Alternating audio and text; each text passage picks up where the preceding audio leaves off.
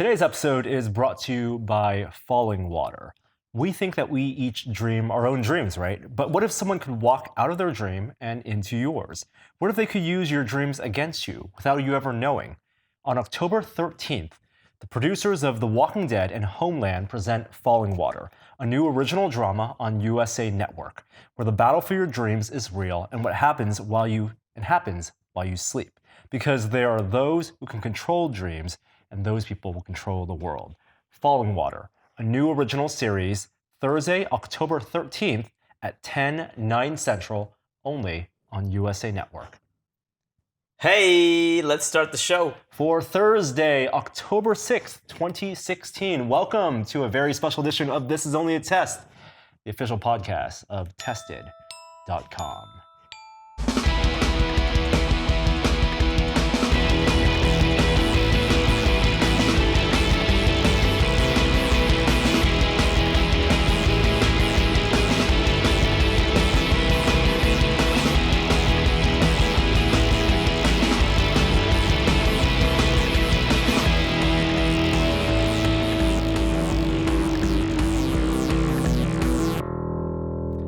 Hello, everyone, and welcome to this week's episode. We are in a very strange location this week, and it's just Jeremy and me, Norm. Jeremy, how are you doing? I'm all right. You never know what to expect with this podcast. I know. I apologize for the podcast coming out one day late, because Jeremy, for the past 2 days, we have been on location. Yes. I thought I was being blamed there for a second. Yes. I know, we're on location. Oculus Connect 3. That's so right. It's going to be a VR hour. I think, the VR minutes. Yeah, the minutes as the recap. Right. What happened this past week. 3 big things happened in VR. We're going to go through them one at a time. We're going to save a lot of the technology talk, whether it's Yahoo snooping on emails to maybe the new Google Pixel phones. We'll touch briefly on that for next week when we get the podcast and have Kishore back on the show. But let's start with Google, because they had a big announcement, the Made by Google event, where they announced phones, a new Wi-Fi router system, and the new Google Home finally announced pricing and availability for that. And the new headset. And a headset. Yeah. So the reason it's part of the VR Minutes is because they announced the first hardware they're making for Daydream. Yeah, it looks like a Gear VR. I don't really get the big deal about this, other than it looks kind of nice. It looks, covered in fabric, kind of like the Oculus Rift. It has a RFID in there so that you can get the phone centered exactly right. That's nice. Beyond that, I was really hoping for inside-out motion tracking. I mean, maybe that's pie in the sky. Maybe it's unreasonable. But that's what I was hoping for, and I didn't see it. So, and it's about the same price as a Gear VR. Yeah, it was $80. Yeah. It's coming out later this year, November, along with the Pixel phones, made for these Pixel phones. And you're right, it's the next evolution, I think, of Google Cardboard, closer to Cardboard and Gear VR than to positionally tracked the Rift or the Vive. Yeah. So it is made of cloth. It's supposed to be very lightweight, a little over 7.75 ounces. So not too heavy at all. It fits both of the new Pixel phones, the 5-inch and the 5.5-inch. And everyone's touting that there's this wireless connection between the phone and the headset, but the headset really doesn't have any electronics. It's a lens system, lightweight, it's malleable, but the wireless connection is that it has an NFC chip so that the headset knows where it is aligned inside it's the NFC. headset. Okay. So it can have that view split in half. But Daydream VR, the Google standard is for low persistence. It has basically the minimum specs required to have a comfortable, rotationally tracked VR experience. We still haven't tried it yet, so it's all based on their promises. But I think they were maybe a little misleading with their presentation and demo, because it does have a remote controller, right? That's a good point. Yeah, it looks a little bit like the Oculus remote, and it has an accelerometer inside of it, so you can tilt it and aim your whatever you want to aim your remote in the VR. But their demonstration it looked like a wireframe arm or some kind of ghost arm moving it around in space, made it look motion tracked. And they weren't explicit about it not being motion tracked, and it's not. It can't be motion tracked. I mean, to be fair, it has IMU inside, and it's more advanced than the Oculus remote, which is Right. just a remote. But it would be like a Move controller without the glowing orb on it. I mean, it might have accelerometer and gyro, but you're not going to be able to detect position with that. Yeah, so I mean, it's nice that they have a controller built in, and yeah, it packs into the headset when you're not using it. Yeah. It's good for browsing content because they're going to have their YouTube browser. They're going to let you do 360 videos and photos and Street View. If you have a Pixel phone, it seems like a no-brainer. I mean, for people like me and you, we would have this thing. I think it totally feels like a no-brainer if you're going to already invest That's the thing. in the Android ecosystem and Right. have that phone. Some of the hands-on videos I saw showed that you could actually how malleable it was. You can actually like collapse it and was surprising. fold it, and you can take out the facial interface and wash that if you needed to. These headsets still have the problem of being very front-heavy because you still have phones mounted to the front of it. That's the computer. Yeah, that's it. It's the computer and the display and the wireless connection and the battery, right? All of those things add weight. That's why it's $80. That's why it's that's why it's as low as 80, right? Because there's no, Right. there's no computer processing there. I still think Yeah. 80 is a lot Yeah. for this because cardboard is essentially free. Yeah. And you're getting for that type of content, good enough experience cardboard. And even with Gear VR, people got those for free. Yeah. Like when they bought the new Galaxies. There's no top strap for it too. So I'm really curious ergonomically if they're so confident as to the weight of this Daydream View and also their phones that you won't need the top strap. It's just a band on the side.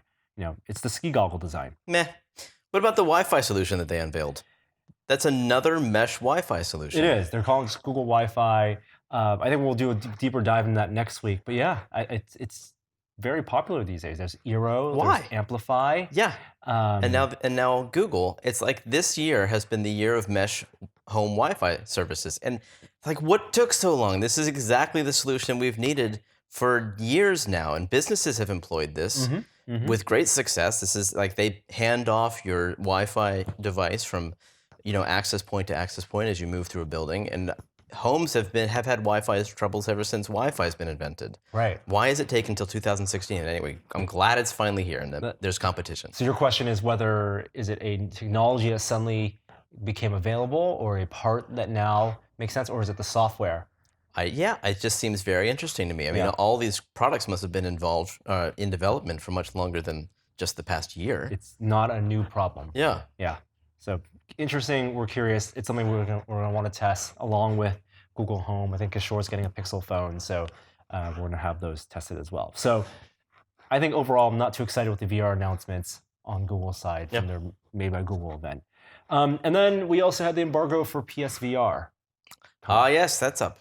Yes. Yes. So we've had PSVR for a little over a week now. Our review of that, you and I reviewed it. We both have played it in our homes.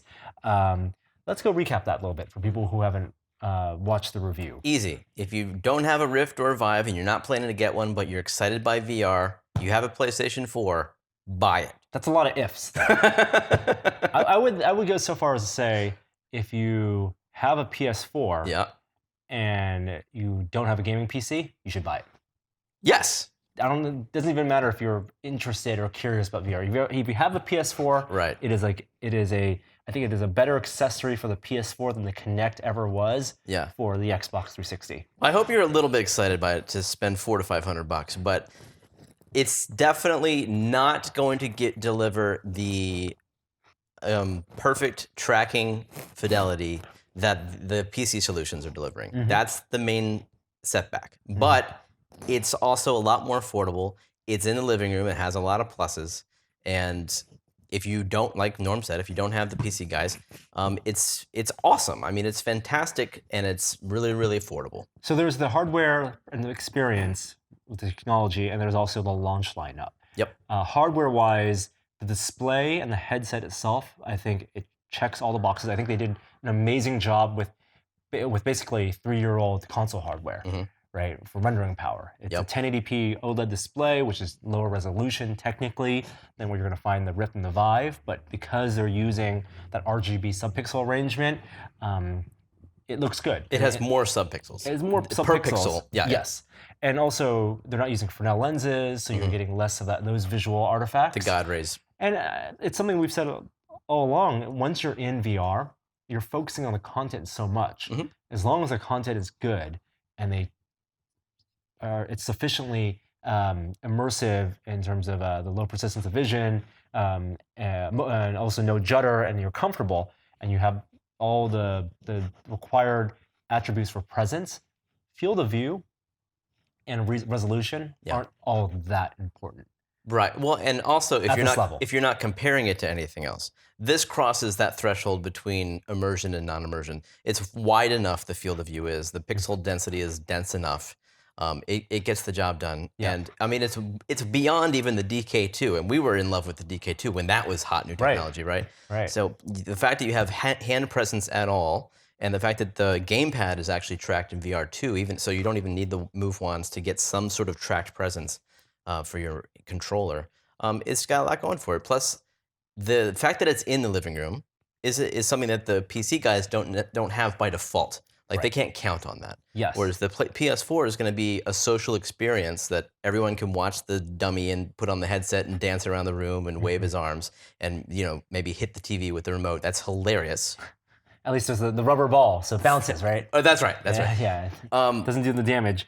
And there's the whole idea of social games, so the asynchronous stuff, so that you put new content on the Asymmetrical. Yeah, sorry, asymmetrical, where the people on the couch are actually seeing something different than the person in VR, and they're working with him or against him.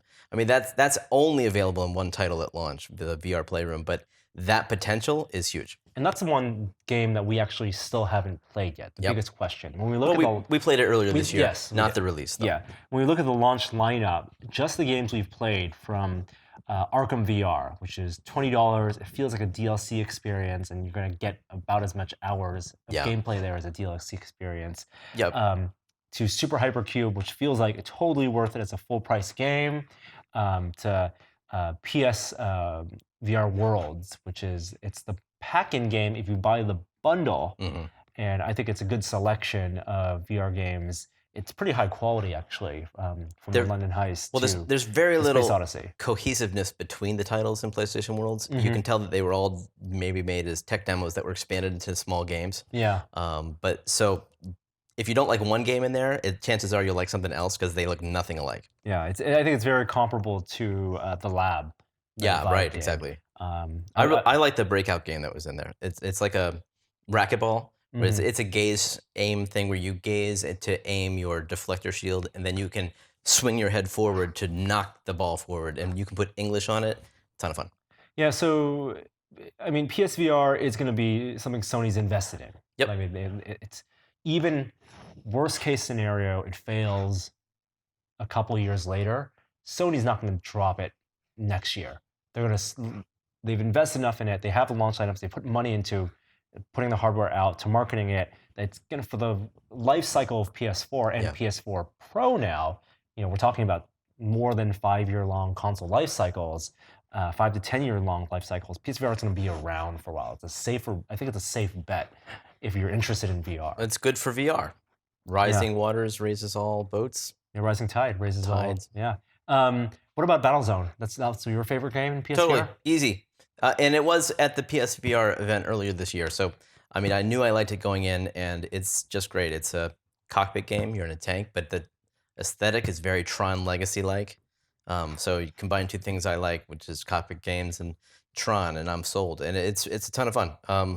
I will say it did give my brother motion sickness, but not me. And I'm pretty prone to it. But I dug it. Good game. Something that I find that has multiplayer, and there are some PSVR games that will have multiplayer, like the revamped VR pool hall. That's going to be that bar hall. Social VR in multiplayer environments is counterintuitive. Works against social VR in physical locations. Yeah. So I think you have the one or the other. I think it'll be. It's the Rock Band problem. Right. Right, and especially Rock Band VR coming out for Oculus. Which is a single-player game. Which is exactly, right? When you have the PSVR and PS4s in living rooms, I think you're going to... The advantage of being able to play games and people will watch you play a game, or even play along with you or against you in asymmetrical gaming experiences, I think that's going to be a huge win And I'm really interested to see how this Thanksgiving, how many people are going to have these kind of PSVR family living room experiences.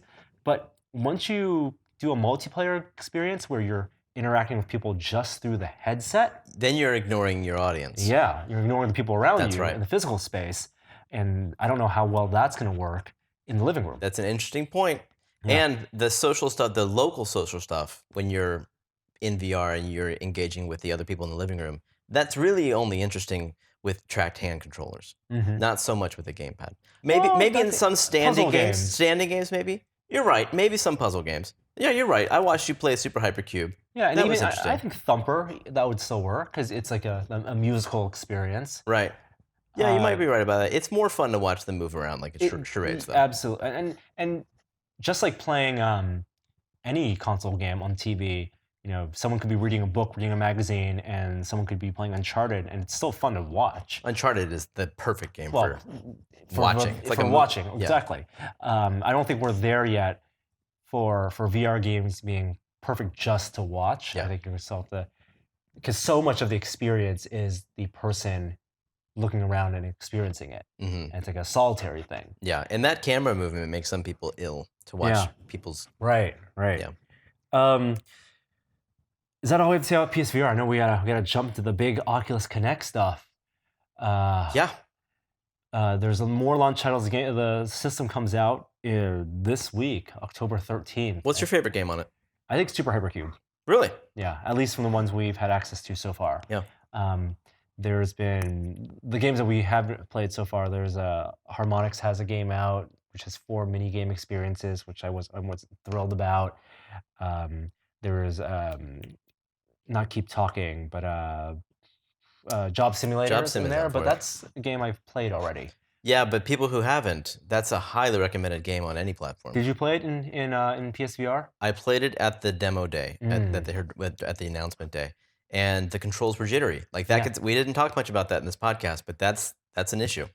The tracking, the motion tracking for the controllers is based on a single tracking point for positional, because the Move Wands and the gamepad have one light, and the stereo optical cameras on the PS4 camera, they track it and its position based on the size of the light, and that's all they have going for it. So you need to dim your lights down. We were dinged by that. A lot of people saw our lights were high. I was playing it in my living room, night only, and same problems. All right. Same issues. So it's definitely not as good as the PC solutions. And regardless of the jitter and even some of that drift, it's going to be susceptible to occlusion. Yeah. Way more, because you're talking about one camera source. Well, 2, but there's stereo right next to each other. Right. Yeah. Like basically one position for the camera. It has a good vertical field of view and horizontal field of view, but it's not going to protect you from using your hands to block the light. Right. So I don't know if developers are going to have to work around that, because as a developer, you want to make a VR game that's going to work across all 3 platforms. Yeah. Right. If you're developing, from Jason Snell's company, No I Expect You to Die, that's a sitting experience using motion controllers. Technically should work with Rift, Vive, and PSVR, but that one you need precision. Yeah, not as much precision as a shooting game, though. Yeah. That's I'm a little concerned about having to aim a gun with jitter. Yeah, big targets. Yep. Yeah. There was a mini shooting gallery in the VR playroom, so that'll be one to test it in. Yep. But okay, so that's it with PSVR. Speaking of Job Simulator, the Alchemy Labs guys, they did a blog post earlier this week about their new mixed reality solution. You want to talk about this. You were explaining this to me. This isn't. They've taken it to the next level. They're treating the Fantastic Contraption solution as the 2nd generation, and this is the 3rd. Yeah, so it's a blog post. You can check it out at their website, alchemylabs.com, and it explains that they've been working on some type of mixed reality production pipeline for their game, and potentially to let other people use, whether it's with their engine, or plugin. Yeah. So up until now, there's been like 3 ways to do it. One, you just shoot a person on a green screen and you composite it onto a VR background. Just 2 layers. Yeah, in and that's a you're video talking editor. in mixed reality, not just broadcasting VR. Because Right. there's also just capturing Well, yeah. the shaky head cam. Right. That's right. So there's that. That's like level 0. Yeah. Level 1 is composite a green screen guy onto the video screen, but then he's on top of everything. And that works best when you have some alignment. Yes. Like we tried, putting a GoPro on the headset so you can at least, kind of green screen your hands Yeah. for shooting games. But that's less interesting than, for example, doing a room scale game where you want to show someone playing Space Pirate Trainer and you can see where they're looking at and what enemies they're looking at and where they're pointing their hands to fire their pistols. Right. So the Fantastic Contraption guys took it to the next level and put the camera in VR and rendered out a foreground and background of the game along with a green screen guy. And then they sandwiched the green screen guy in between a background in-game render and a foreground in-game render. And that looks great, but it's very computationally intensive. And you need a special build of the game, obviously, and like it's definitely not easy to do. And you're also using one of the track sensors as the virtual camera. Yeah. Right, we've seen a lot of mixed reality solutions where you see these big camera setups and mounted on top is a Vive controller like, strapped to it, or even the Oculus headset like mounted right there. Because you need to track something. You need something to be tracked. But the nice thing about that is the composite can be done in a video editor. Yes. Just like any other video. Absolutely. So what the Alchemy Labs guys are doing is next level. Next level up because I think they wanted something that you can composite in real time and stream in real time. So their solution uses a depth sensor, a depth camera, and creates a depth map of the scene, the real world scene you're trying to film, while also capturing that video. So, for example, if you see a person wearing the headset, holding the remote, the controller is on a green screen, you're filming them, but they're also getting their depth data. And if you map that to what you know about your virtual world, you can then place that image in the virtual world and dynamically put objects in front or behind them based on where the camera is supposed to be. And it provides much more accurate, depth detection, I would think, or depth placement of your green screen person into the world. It's depth, it's height. Yeah. You're allowing people to go under and behind objects seamlessly, and the software knows, the game engine knows, okay, wow, that person at this point, at this pixel level depth, is going to be supposed to be behind this chair or under this table. So we're going to render the table in the composite above them. And happening at 60 FPS or how many FPS is it? At least 30 FPS. Yeah, 30 FPS in real time. And the way they've accomplished it is by building it right into Unity. So your composite isn't done in After Effects anymore. Yeah. It's being done in a game engine. Right. And then you just capture HDMI out and you're done. I mean, the thing that this makes me excited for isn't just showing off games, but is for creating entire video productions. Oh my God, you could do a TV show based on this. That's exactly what I was thinking. You could easily do a kids show. I'm thinking like finally you can do really interesting animation interacting with people in real time and produce something for a pretty modest budget. You think of the game environment as a virtual set. Yeah. Job Simulator, if it's the office environment or the garage, that is a set for a room scale game show. Or it doesn't even have to be room scale because you can scale it down and have a massive environment and have your actors acting in a small part of it. And then they don't even need to be wearing the headset. Yeah, but then they can't see everything, right? They would have to. Well, they're actors. Of course. So that does take a level of imagination and planning and rehearsal. It's the weather person. It's the meteorologist. You're walking off scene to the green screen and you're gesturing. Here are the high clouds, the low clouds. Here's the happy cloud. Here's the sad cloud. Let me walk in front, and then everything just works around you. Suddenly, the weather people of the world are most prepared for one thing than anyone else. To be the VR actors. Yeah, to be VR actors. Wow. I could see this being used in the local news. Weather Channel. Weather Channel should work with Alchemy Labs to put this in their broadcast. They'd be great at it. Yeah. So that's a little bit of mixed reality news. We saw some mixed reality on display and being filmed at Oculus Connect. So let's move over to the big event this week, the main event. Let me at least start the VR Minutes theme song just so we have it in here. All right.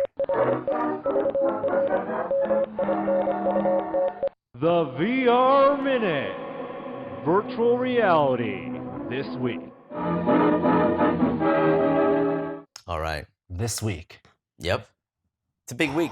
It's a big, big week. Oculus Connect is actually still going on right now. We're recording this Thursday evening, early evening, and there's one more day to it. The keynote was this morning. We spent yesterday going through a series of game demos, but let's talk about the announcements at the keynote first. What did you want to know going into this most of all? I wanted to know Touch, the release schedule for Touch. Yeah, me too. Price. And price. And they announced both. They gloss over over pretty quickly actually in the keynote, which to me says they knew people wouldn't be stoked About the price, both particularly? price or release date. I think there was a lot of speculation that Touch might even be released this month, There's no way. being October. There were some leaks about dates on, some site in some European country. I don't know, but I had my fingers crossed. Why not? Yeah. I mean, there's a lot of demo units out there. People are using Touch all over the place. There was information that Medium was going to be released for it. However, you can pre-order it this month, That's right. but you won't get it until December 6th. Yeah, December 6th is when Touch is launching. $200. And pre-orders are available October 10th. And anyone who's bought a Rift or pre-ordered a Rift, Yeah. they should be getting an email with instructions on how they can get an early pre-order, jump ahead of the line to get Touch in. Wow, December 6th, and they're cutting close to their promise of this launching this year. Yeah. Well, I know pushing it back means that there's more time for game developers to get their games ready for launch. I just hope But it's a not. no-brainer. What is? If you have a Rift, If you have a Touch. Rift? Well, Touch should have been a part of the original Of package. course. Yeah. Because once you use motion controllers, you never go back. So Maybe you go back for some games, but most of them you're going to want Touch. But as a launch, it's not like the Rift launch at all, where they need to say we had the strongest game lineup in the history of consoles or entertainment to convince people to buy it. Because it's about, one, it's so much better with Touch than without Touch that people who are waiting on the fence now can make that informed decision. And anyone who has a Rift who's already pot committed with $600 in this ecosystem, of course you should pre-order and get the Touch. Yep. And we haven't formally reviewed it yet, but we've used it enough now in all our game demos for about a year, over a year. So it was the first time last year E3 that I'm pretty confident that Touch is going to be a great motion controller. Absolutely. I mean, it's everything that the Vive is, you could argue, plus a little more, because they have the gesture tracking. It's very, very comfortable. When I played a couple games where there's punching involved, it's the perfect controller for punching. Yeah, because you can easily make a fist. I am making a fist, yeah. And there's a haptic feedback that's not just vibration effects. They can actually change the frequency of the feedback to roll and to give you different types of vibrations. The tracking is it's every bit as good as the Vive.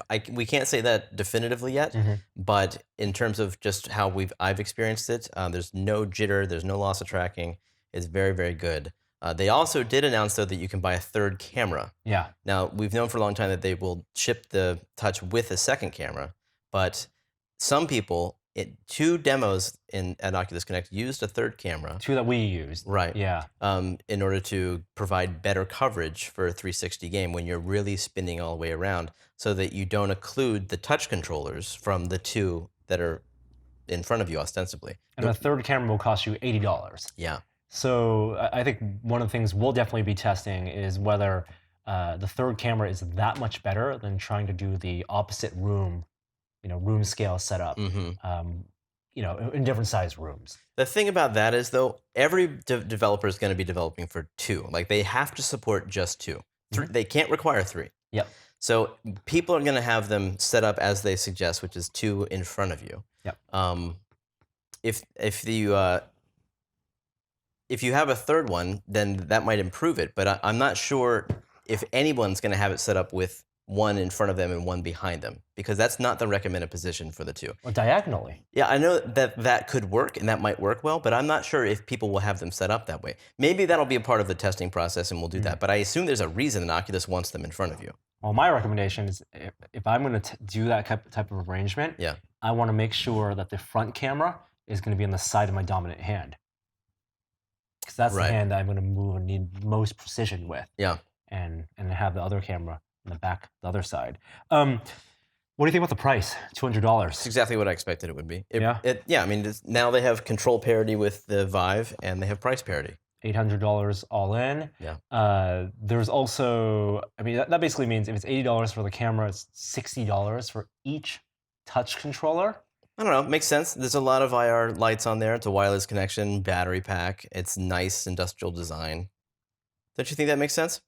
I think it makes sense if they weren't trying to get as many of these out there as possible. Like, part of me wish at this, like, history is history. You can't change the past. Oculus said they put $250 million in seeding app and game development, Yeah. and they're going to do another $250 million. If they had taken some of that money and subsidized the cost, as they said they were going to do, lower the cost of the Rift as low as possible, and not have it launch at 600 and maybe 500, right? I think 500 for the Rift and 200 for the Touch, that's, to me, sounds way more reasonable than 800. I don't know. I don't ding them for the Touch for the price of the Rift because it's the superior industrial design, and it has the built-in headphones, which I think are huge. And so you're saying the price? I think it might be subsidized. I think that they actually might be telling more or less the truth on having released the Rift at a very low margin.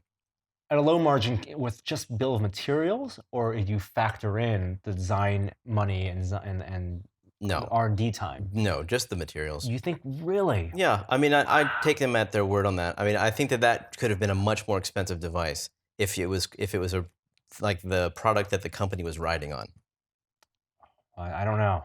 I mean, we may never know. Yeah. Right. I mean, it is what it is. It's $600. They didn't announce any bundle, no price cut or anything. I guess they couldn't at this point.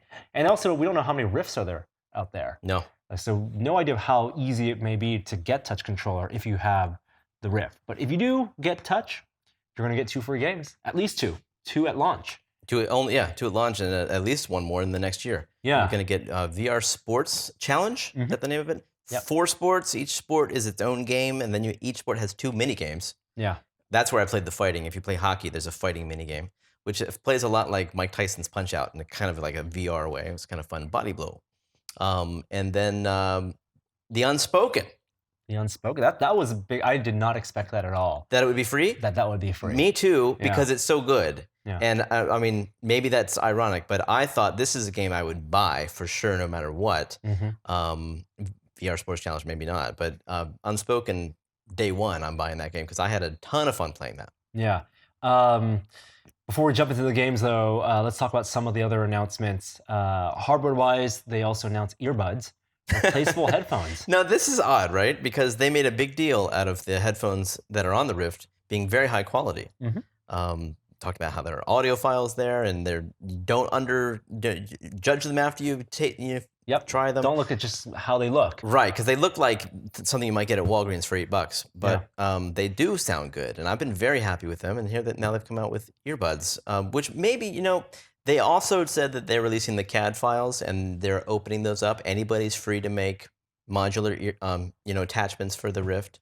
Maybe that's just like demonstrating what can be done with that. This is like just to seed that idea in the public consciousness, get it out there so that people know that they can do this. Well, earbuds are going to have better sound isolation. Yep. Because they're plugged in your ear, so if they're tuned for VR and they have good drivers in there, getting a good pair of earbuds, it shouldn't be that expensive. There are plenty that you can buy on Amazon. They're amazing quality. If you don't look for exactly brand names, if you go to the Wirecutter and look at their reviews of earphones, you get plenty. So I think the price of $50, if they actually end up being good earbuds, they're bragging about how good they are. Then $50 sounds like a great deal to buy them. Yeah, because you can only use them with the headset. That's the weird thing. They're your Rift earbuds. Yeah, I mean, I personally don't think I would use them because I like being able to expose my ear. I like that they are exposed a little bit and that I'm not completely cut off. But if you're looking for a more immersive experience, the thing is, there was nothing stopping people from using earbuds before. Yeah. They just plug them into their computer audio output and not use the Rift headphones. Well, they never addressed that the fact that they don't have a 3.5 millimeter jack on their headset. Right. Vive has one, maybe in an awkward place, but Also, Same with the PSVR. PSVR has one on that the power control that's on the cable. Like that's good design, having that option. If they're allowing people to do third party, and they didn't talk about whether people would need to certify their headphones to be Yeah, that's true. to be VR tuned or something, then why not just sell an attachment that lets you plug in your own headphones? Yeah, and maybe there's nothing stopping somebody from using this new, CAD open designs. CAD design to actually just implement a headphone jack. Yeah. All right.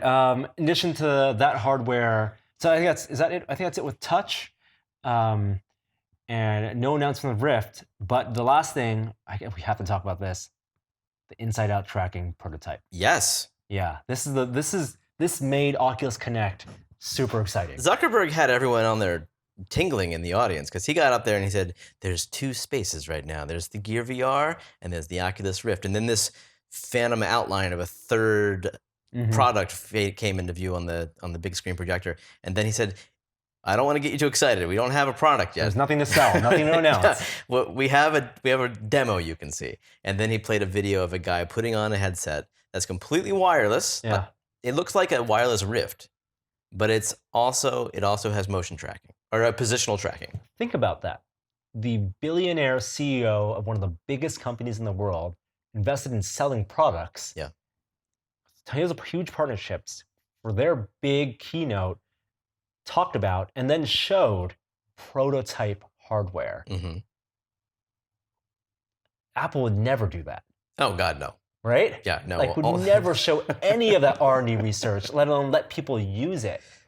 Microsoft, I guess HoloLens was, they had a few demos back then. I guess that's comparable to show off that tech. But HoloLens was never, I mean, it's now a $3,000 developer kit. It's not a consumer product. Why do you think they did that then? I mean, was it just because they have so many people coming to Oculus Connect this year? They felt like they wanted to have something amazing. It's to cover up the big elephant in the room. Where's Palmer?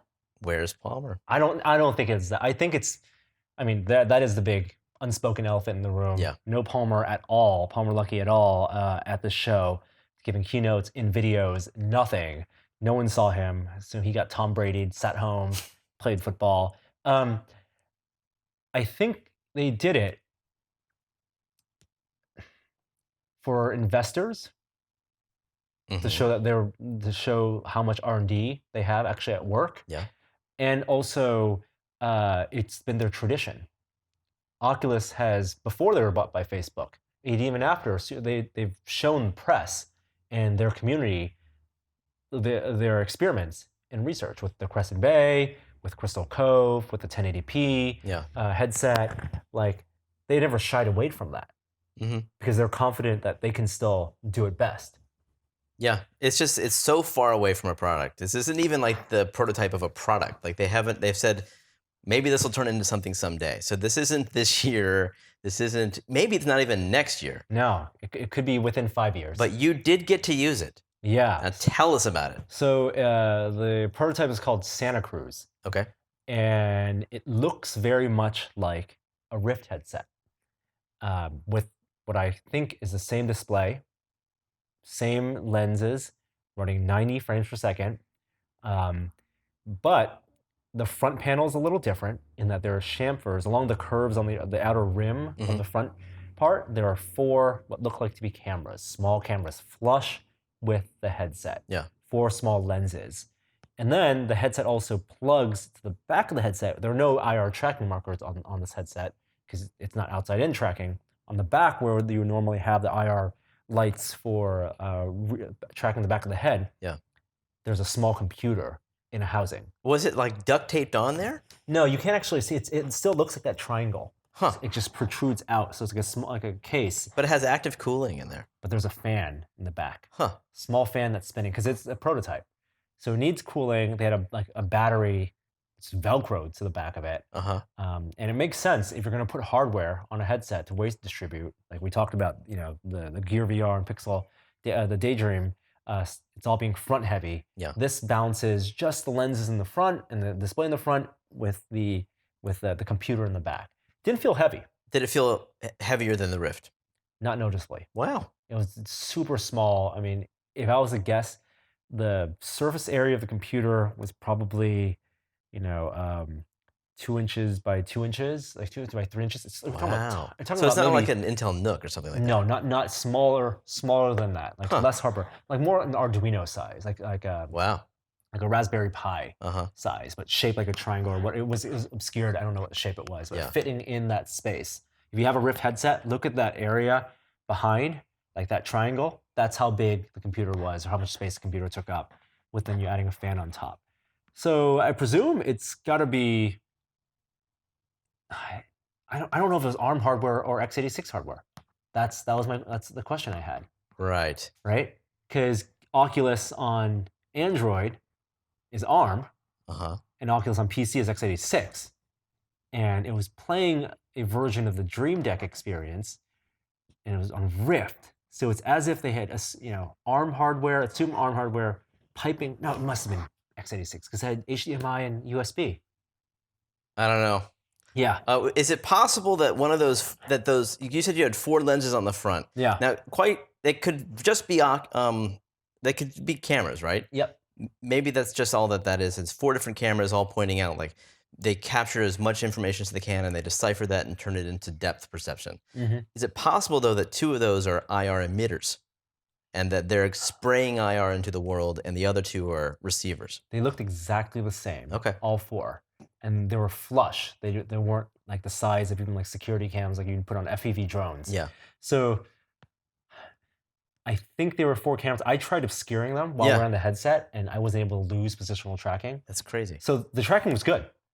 But something we did note is that they didn't want a lot of people in the room. There was only me and 2 other people, the people giving me the demo. They in the wouldn't even let room. me to even look. Jeremy wasn't even allowed in the room to look at me getting the demo. Yeah. So our speculation is that any unpredictable movement, people in your environment may hurt the positional tracking. Right.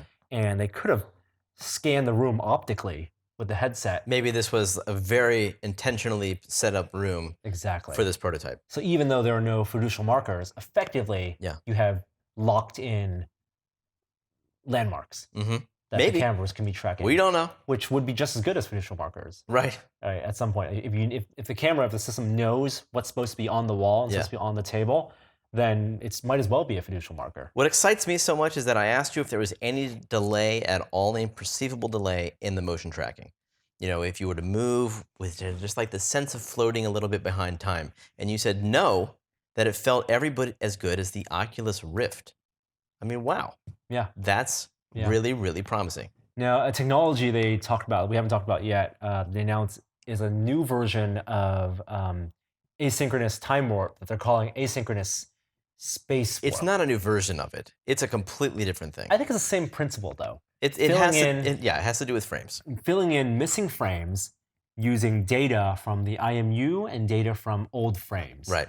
And in the case of asynchronous time warp, they're using in the pipeline, if a frame gets dropped, they take the last frame and they can take the newest IMU data, Mhm. and then they basically rescale the frame. Right. So they kind of rotate it. With the Rift, they're always trying to hit 90 frames a second. That keeps motion sickness to a minimum Yep. and keeps the game nice and smooth. Yeah. So with space warp, they're taking the last 2 frames of Yeah. info, comparing the data. So the idea is assuming you're actually doing some linear movement in the past 2 frames, the difference in foreground background, they're analyzing like almost like a depth map, I guess, of those 2 frames, and then projecting out a 3rd frame. Right. So that you're getting parallax. So whereas Time Warp creates new frames based on rotational information, Space Warp creates a new frame based on positional changes. That's right. Yeah, that's super cool. Yeah. But the problem with that, I mean, potentially, no, actually, it's only a problem in some cases. What they talked about it in being in service of is a new min spec, which is great. I mean, they're lowering the min spec, which, I mean, I could have seen the min spec getting cheaper, but you rarely see any kind of new, high-tech hardware lowering a min spec to actually lower specs. So now they're saying that you can build a PC for $500 that runs Oculus Rift, but the trade-off is it only runs at 45 hertz, 45 frames a second, and it will engage space warp to interpolate every other frame. So that means that $500 PC you're talking about is a partnership specifically with CyberPower, Right. and using a AMD based system. Their new min spec is GTX 960. So I don't know if you price out those components, whether you can actually get it down to $500, but I still think if you're buying a new system, I would never recommend buying that min spec to play games at 45 frames per second, space warp to 90.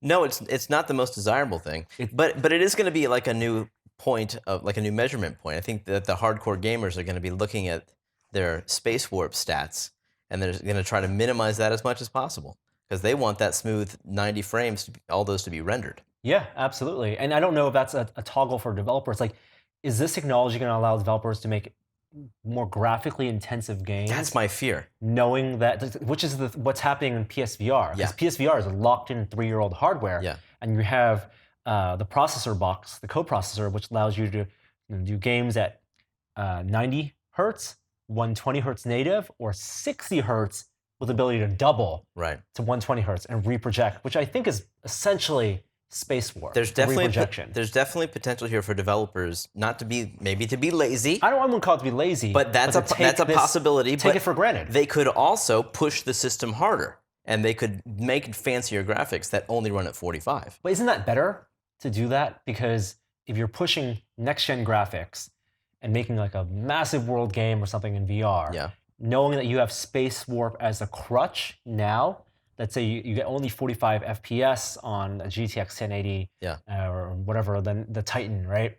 But knowing that the hardware is going to get faster, and that 2 years down the line you can play the same game and you can get actually 90 FPS natively. I'm afraid that's the new reality. It's Crysis all over again. And can it run Crysis? Can it run native 90? It remains to be seen just how evident space warp is. Like, will I be able to tell that it's kicked in? That's what I look forward to seeing that. They don't have a release time frame yet for that. But they said before touch. Did they say before the end of the year? Remember we asked Nate that. What did he say? I forget. Okay. I forget when. It wasn't too far in the distant future. Yeah. And of course, it's unlike Time Warp, which debuted first on Gear VR, mobile side, because it made the most sense there. It's that first. This is going to be on Rift first, because it's positional. Is it? Oh, yeah, of course. It's positional. Right. It's made only for... It's Rift only. Exactly. I'm thinking about it now. Don't cover your mic, man. Yeah. So you're talking about the noticeable effects of space warp. Yeah. Whether because there is a telltale sign of time warp when it gets, maybe not when it kicks in, but especially for PSVR, when games are running at 60 hertz, getting doubled to 120. Right. If you move your head around too quickly, you get the edges start getting a little wobbly. With Time Warp, it's intermittent when it kicks in. Yes. With Space Warp, it's all the time. It's all or nothing. Right. Which and it can also work alongside of Time Warp. Right. So it's almost like if you use Adobe Premiere and you use a warp stabilizer. I think that's essentially what you're talking about. Yep. It's warping your frame in 3 dimensions. Yeah. And not just rotating and stretching. Yeah. It's actually doing some 3D warping on it, which has that kind of wobbly look. Yeah. It's a telltale sign of... I look forward to seeing it in action. So speaking of warping, we better warp ahead here. I know. We're running out of time. I got to jump on a flight to New York soon. Let's talk about software. First, Facebook experiments and Oculus Home. Okay, but do we have to? All right, how about the games then? Yeah, we'll talk about the games. All right, we'll talk about the other stuff next week. Yeah, and we have a video coming up on Monday, which will have basically a lot of the same information, a lot of our impressions.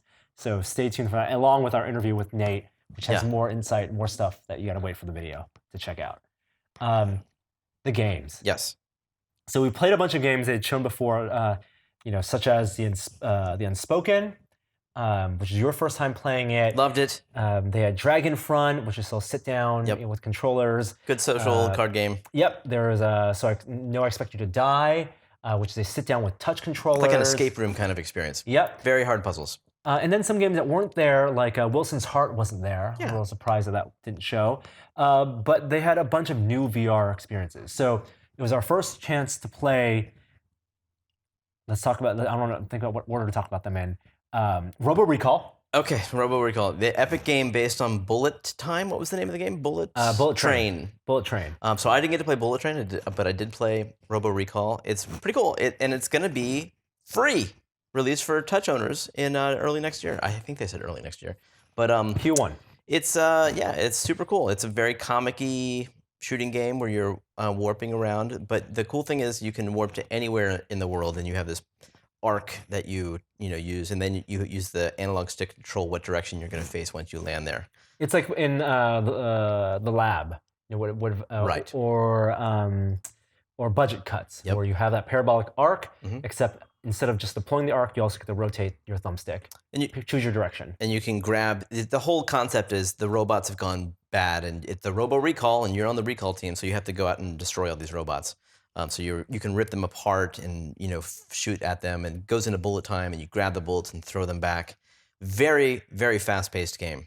It reminded me. I always forget the name of all these games, but the Rift game that came out recently, where you're teleporting between the different robots. You're an AI. You know the one I'm talking about.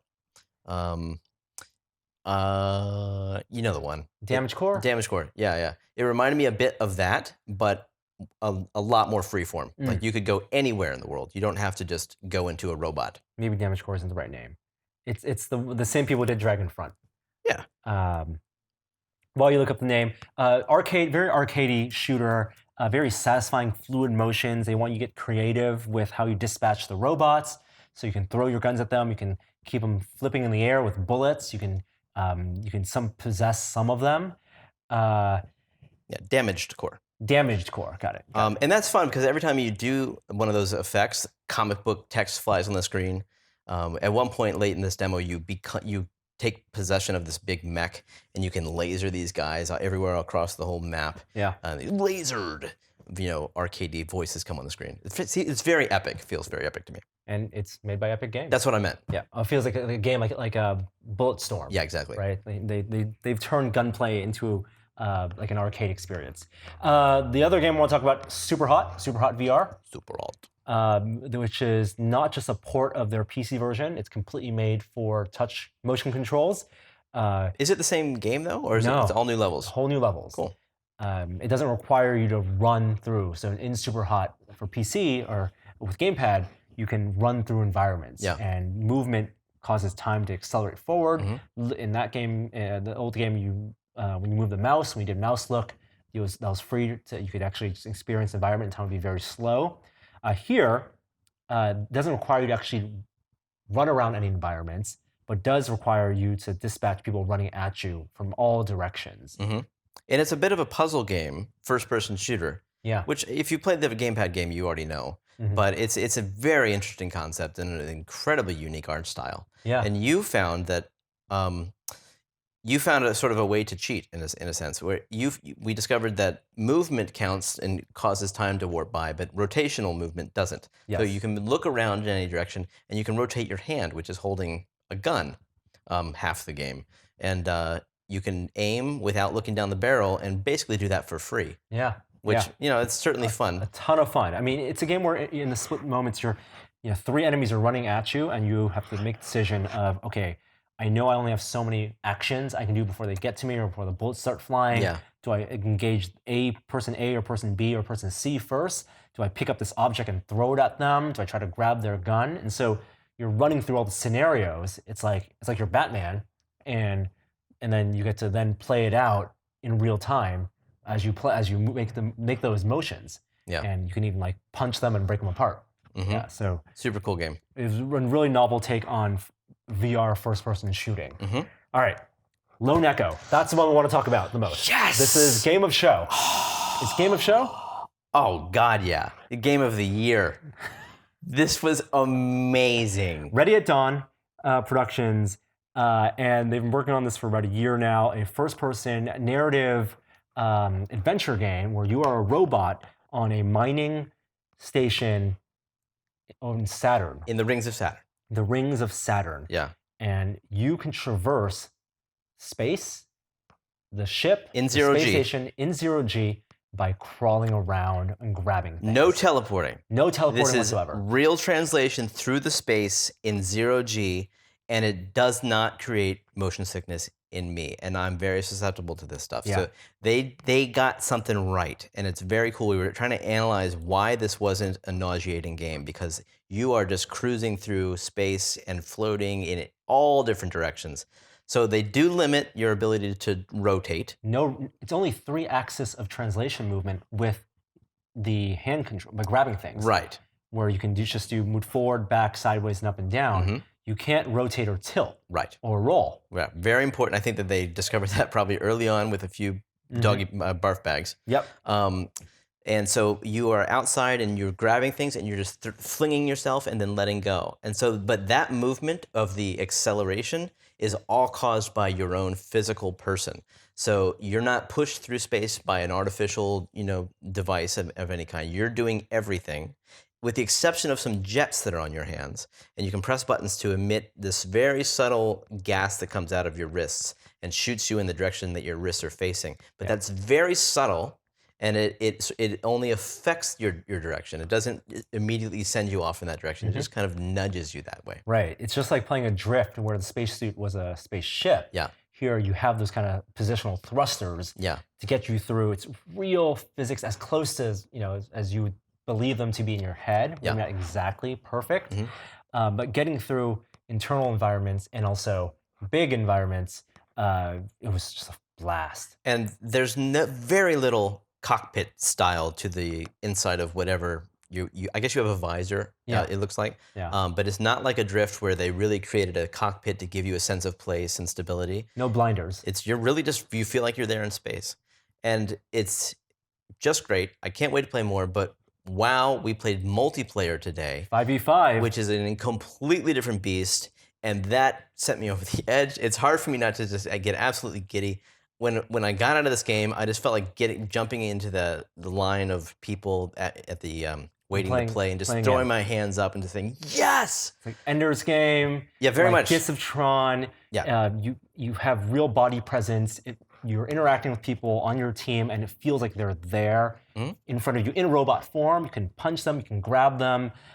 It's satisfying. It's rewarding. It's difficult. You were doing very well. It's kind of like it's a zero-G soccer. I mean, like it's a disc game where you try to grab a disc and get it into the other team's goal. You can toss it to your teammates. You can there's a maximum speed you can have by launching yourself off of objects. But if you launch yourself off of another object that's moving, i.e. one of your teammates, you can go even faster. So there's a strategy towards like using each other to get to the goal sooner. And you can punch, if you make a fist with your controller, you can punch enemies in the head, and that stuns them. They can't use their controls for a few seconds. I'd like to think I stunned you a few times. Yep. Oh, you did. You got me back though, and I scored a goal for our team. I just haven't felt that elated in quite a long time, and this is the game. It's unbelievable. I mean, it really is. Like, I felt like once I got out, it was like after you played GTA and you walk down the street, you feel like you can jack any car that's on your block. You felt like you could climb over any walls. I felt like I could zero-G launch through the room that I was in, and it was it's unbelievable. The amount of freedom of movement that you have in this game, and how little motion sickness there was. I really like it. And all right, I think that's all we can say and all we have time for today. We'll be sharing more of our impressions in videos we have that will be rolling out throughout the week. We'll have a video for Lone Echo. We already have one up for Robo Recall. We'll have one for Super Hot and the Unspoken, and of course our interview with Nate Mitchell from Oculus. But it's been quite a week. Sorry to cut the podcast short, but we'll be back with full force next week, talk about all things technology, science, and VR, including what we've been testing. But I think that's it. I do want to also thank the other sponsor of this week's episode of the Zillion Test, and that's Dollar Shave Club. You may have heard of them. They provide a fantastic shave with a lot of amazing products with great quality, best in that market. Make you look like and smell like $1,000,000. Dollar Shave Club has the stuff for your hair, your face, and for your underparts, for everywhere to keep you feeling and looking fresh. And right now is your chance to see for yourself why so many people love Dollar Shave Club. If you're not a member yet and you haven't joined, now's the time. You can get your first month of razors for free, just pay shipping. and that's only a few bucks. So join today. Go to dollarshaveclub.com/test. Again, that's dollarshaveclub.com/test. And we'll be back next week. Do we have an outro for you guys? We do. You can find him at nchan on Twitter. Yes, find me online and Jeremy at Jareware. And we'll be back next week with some better audio quality. Whew. Hi there, I didn't see you. Tested.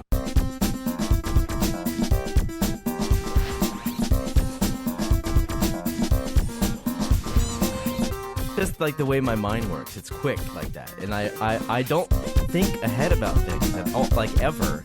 Tested. I'm glad you didn't hear that. I gotta get to the airport.